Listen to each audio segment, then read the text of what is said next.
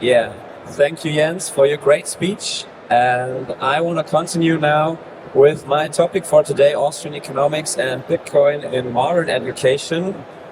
So, hello and welcome, ladies and gentlemen. It's a great honor for me to speak now to you. And first of all, let me do a short introduction to myself. My name is Felix Kaser and I'm 26 years old. I'm currently studying high school teaching in Munich in the subjects Latin language and sports, for especially physical education. And my specific topic for today now is the focus on the improvement of network knowledge, because I think Austrian economics and Bitcoin have such a huge potential to improve that network knowledge in nowadays schools. And I'm currently working at a private school in Munich where we have a little bit more freedom than at the public schools to experience and explore these more in our subjects. So the leading questions of my speech will be the following one. First of all, I asked myself, on which root problems should we focus in our education systems? There are, like you all might know, a lot of problems we have to fix, and I want to focus on one specific problem now in my speech. And that would be, how can we use the fundamentals of Austrian economics and especially Bitcoin in the development to improve networked knowledge in schools of the future? I want to give you a few examples from my specific subjects from Latin language education, and I want to talk about and dive a little bit deeper into monetary monopolies and coin debasement in ancient empires and what we can learn from these parallels to today, because I think there's huge potential for my subject to give this subject, Latin education, a whole new spin and a breath of fresh air. And my second example is related to my other subject, physical education. And here I want to talk a little bit more about time preference and subjective value theory in physical education. In this example, my main hobby also, because I'm a football player and I want to develop also football more in some projects at schools. And these two terms are technical terms from the Austrian school, and I want to talk about them a little bit more later.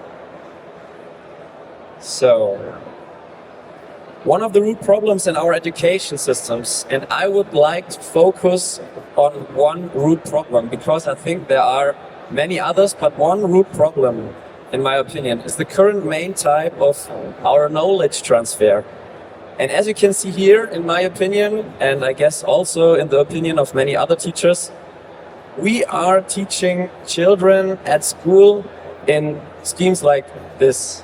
You see here 3 shelves, and the problem in our education system is that many subjects aren't connected very well and aren't taught connected. And I think here we can do a big improvement with the basics of Austrian economics and so on, because at current schools, especially public schools, teachers be like, okay, now we have the subject English. He opens the drawer English in languages, and when English lesson is over, he closes the drawer English, and then the other another subject like Spanish or Latin and so on continues, but the connections between these subjects aren't there in current lessons, especially on public schools. So we have these 3 shelves: languages, natural sciences, and minor subjects. I quote this because I think this is a very confusing term, because why should music or art or physical education or economics be a minor subject compared to English or French or any other languages and natural science? So we want to combine them more and find the connections between these specific subjects. As we all know, the world works much more like this. We are connected, we are globalized, and I think our current school system, especially on public schools, still remains in the time 200 years ago or 150 years ago. So the next leading question I asked myself in the last few years, I've been to Bitcoin since 2020, and I dived deeper into that in the last years. And one of the most asked questions I asked myself was, how can we use the fundamentals now of Austrian economics and later Bitcoin to improve this network knowledge in the schools of the future? So the first example I talked about in my first subject was about Latin education. And I think we have to be conscious about the current circumstances in the world, that the most people still don't understand the root problem Bitcoin tries to solve. And this problem itself appeared in the whole human history, as we all might know. So this problem, relying on trust parties and monetary systems for thousands of years, which also is known as the Oracle problem, is one of the main types, or one of the biggest problems I think people first of all have to understand, because if they don't understand, then how can we expect that people will understand the suggested solution for that problem? And this problem, why we all here, might be Bitcoin. So I want to take more focus on this problem and the process for people to understand this, and where could be a better point or a better place than school to begin with this problem. So let's do a short flashback to ancient times, because in my subject in Latin language and Latin history, I think we can find a lot of examples where these problems with several trust parties, so like the emperor, kings in the Middle Age, had so much power, and especially the most power for monetary monopolies and the creation of money. I want to begin with a monetary monopoly in the Macedonian Empire, and as you can see here, the Greek gold coin with the great Alexander around the 3rd century before Christ. This was one topic in the last few months in my lessons, and I also implemented this subject and this topic in one of my last tests, because I thought it would be very interesting for young disciples to explore more behind the economic backgrounds of these empires. So here you will see now an exemplary task from one of my current Latin tests. And first of all, I have to explain how Latin tests are, how they are created. Disciples have to do in the first part a translation from a Latin text I give them to German. So they have to translate from Latin into German, and in the second part of the test they have to do some exercises about cultural knowledge, and I thought this would be a great subject for topic for disciples to learn more about the monetary systems in these ancient empires. So the instruction I gave my disciples was explain the technical term money monopoly, and we discussed this term a lot in the lessons before, by briefly discussing two of its central characteristics. And I'm open for answering these questions with more than one solution. So one possible answer, as you can see here, would be A, only the ruler was allowed to mint valid coins.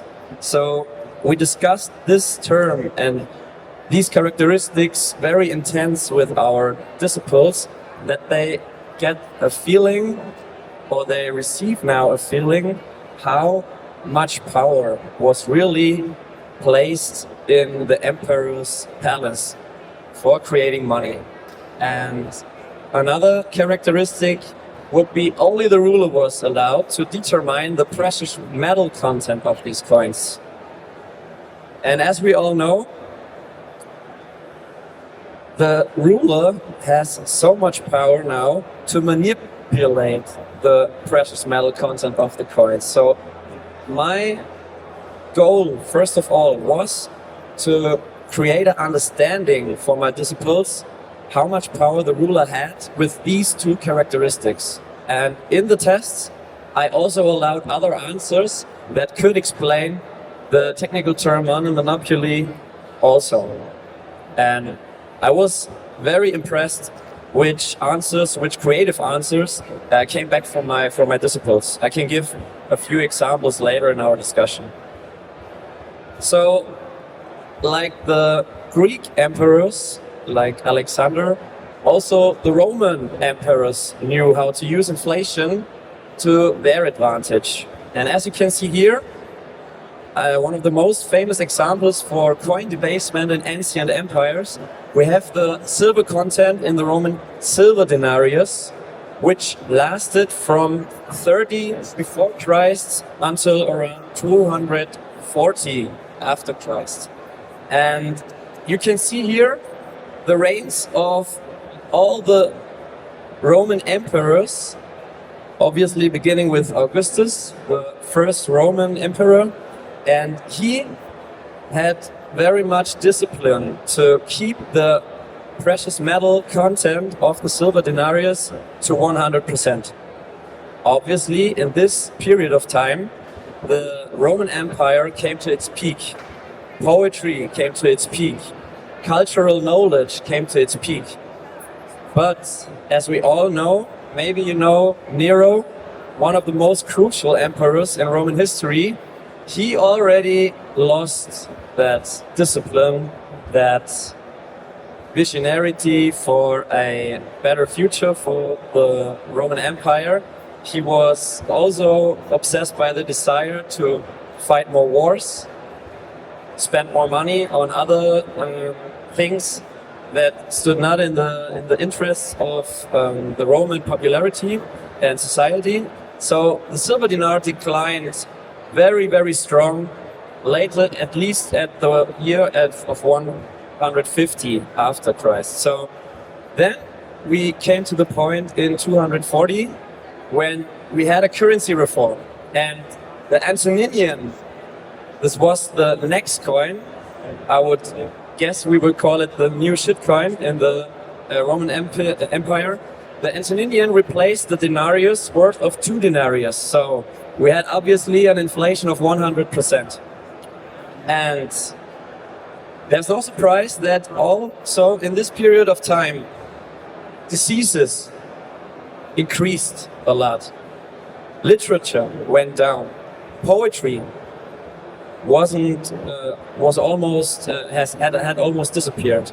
And as you can see here, the Emperor Diocletian then tried to raise the silver content in the denarius again in 270 after Christ, but this trial failed also because infrastructure already was broken and people became poorer and poorer. The social conflicts in the empire raised to an amount which can't be controlled anymore, and also other factors from the outside of the empire caused a lot of pressure on the Roman emperor. So the decline and the fall of the Roman Empire was determined. And then, as we can see, I also discussed this graphic with my disciples, and I will discuss it also in the future with my disciples. And I try to do then a time skip. And what I found now was very, very interesting, because the inherent desire, like Jens told us, for a child to learn about the world, to learn about history and so on, came here in appearance very, very strong. And one of my favorite quotes at this point of view, I think can also fit here very well, from Mark Twain: history doesn't repeat itself, but it often rhymes, as you might know. And I wanted to do a comparison now to the decline of the silver denarius compared with the purchasing power of the US dollar from 1950 to nowadays till 2020, as you can see. And in the comparison, I showed my disciples the blue graph, which shows the development of the gold price. And the gold price, as you can see, is measured here. Obviously, 1 ounce costs now over $2,000. At the same time, the purchasing power of the US dollar declined more and more, and we all might know what happened here in 1971. Hashtag BTF happened in 1971 by the States. The US dollar was abolished in terms of the connection to gold, and the result we see today. So it was very, very interesting to watch the reactions of my disciples and the questions they asked me after discussing these themes. So there were children and disciples raising their hands that usually not that much participated at my lessons, that interested, and I thought I could relate with this theme for their reality in nowadays more and more, because they also feel that inflation raises, prices go up, and I think with these historical data and comparisons we can do a lot of more in the history of money, especially in our subjects. My second example, and sorry, I just want to look at the time. Yeah, great. My second example is related to physical education, and I'm also a teacher in physical education, and here I want to dive a little bit deeper into the Austrian economic terms, time preference and subjective value. These are two terms that were brought to the table, especially by Ludwig von Mises and also Friedrich August von Hayek. And just to give a short definition of that term, time preference means the behavior of human beings. Will I save more money, or will I think in the short term, or will I think in the long term? People with high time preferences want to live in the moment. They want to spend their money now, and they don't want to save money, or that much money, for the future. People with low time preference push that desire back into the future and save more money. They don't consume that lot at the moment, at the time now. Subjective value theory describes the creation of value in the eye of the prospector. So, for my example, I like vinyls. I like to hear music still over vinyls. And so a vinyl, for me, an LP, has more value than a vinyl for someone who is only hearing music by streaming and so on. So that's for these two terms. And my hometown soccer club founded last year a cooperation between my hometown school, and I think this has also a huge potential for the future, how schools and soccer clubs can develop the talent from younger and talented football players or soccer players. So the contract was to train these kids, like you see, for a competition that they can do every year, and every year they have the results how they improve more in soccer techniques and so on. And I thought it would be interesting to explore a little bit more about the time preference of these children and these disciples. So I thought time preference could be a measuring instrument to legitimize sport talent promotion in schools. So I hope you can read it, but I will also do a little explanation for the examples I give there. They had to answer to 9 questions. Every child had to answer to these 9 questions. And what you can see here is a ranking scala of the goals they had in this competition of the soccer badge. So, as you can see here, this is an example of a 12-year-old disciple ranking his short, mid and long-term expectations to that cooperation between schools and soccer clubs. And the yellow questions, as you can see here, they are measuring high time preference. So these are questions that are related to immediately desire, especially here, for the present. So especially I want to have a lot of fun, excitement and enjoyment with soccer. This is a question a child can answer now. So in comparison to the others, you can see here a midterm question would be, I became curious about soccer. That's why I would like to do the DFB soccer badge again next year to see if I improved. So as you can see, this child pushed his expectations back into the future and lays more weight now on the improvement of its technique in our soccer trainings. And the green questions you can see here are related to long-term expectations. So what can happen with my career in football in the long term? Especially, as you can see here, I would like to improve my soccer skills, focus on technique in the long term for men's division. So these children, and as you can see here, this 12-year-old disciple ranked this as its most important goal. And it pushed back goals like this. I want to compete with my classmates with the DFB soccer badge. So I found it very interesting how every discipline will rank their goals in terms of time preference and subjective value theory. And this was only one example. So as a conclusion that I can give now in terms of my subjects, Latin and physical education, I think we have to focus more on interdisciplinarity terms in terms of the Austrian school. And the Austrian school, especially by Mises and Hayek, brought terms like praxeology to the table, and components of this science, you can call it, are, for example, time preference, subjective value theory, human action.